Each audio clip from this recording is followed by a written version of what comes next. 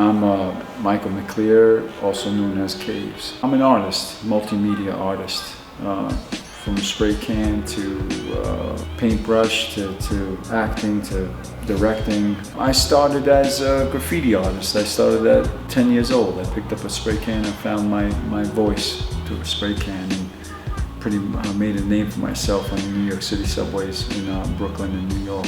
I needed to find a place that I belonged, and because I was gifted in the arts, my passion was to paint and to draw, and how incredible it was that kids were painting the trains, and I was lucky to be part of a culture, the subculture that was doing something that was an American art form that actually exploded and now is like a worldwide phenomenon.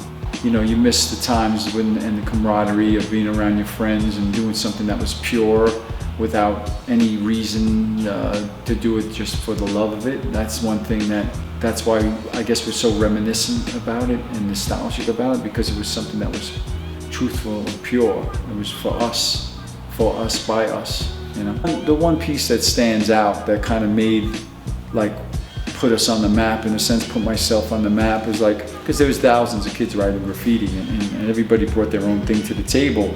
Some were more experienced, some were more talented, but because we had role models and that were doing it big, I guess the idea for me at a young age was to kind of set myself apart.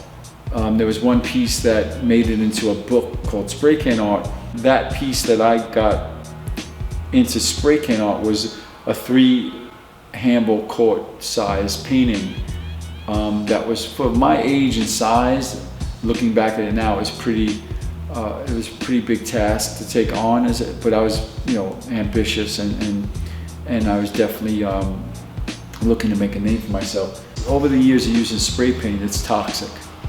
So, and if you don't use a mask, it starts to create a situation and a problem for you where it starts playing with your health, especially your nervous system.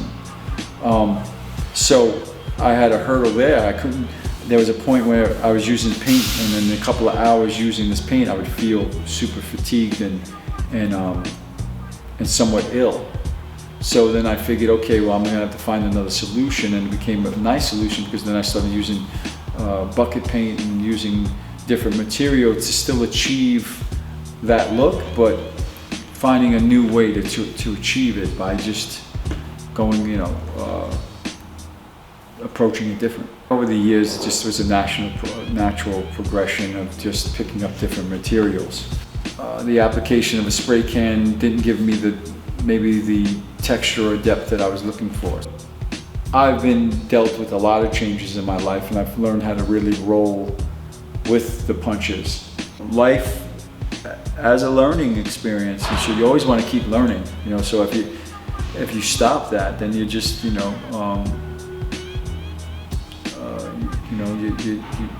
stifle. The last big piece, well, we just finished a memorial for somebody that lost their son at an early age, and to see them show up at the wall and get emotional and be overcome by the artwork, and you know, that takes you back, and that makes you feel pretty good that you did what you had to do, and you brought somebody back to life, or you gave somebody a place that they could celebrate a life. But you know, I've painted for myself and for others, but when you paint for yourself, especially something that personal, it's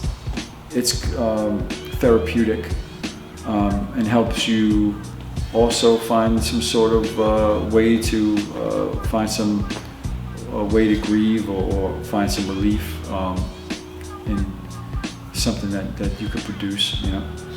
And when you find something you love, you know, to do, you'll find joy in it every day. One door shuts, one door opens.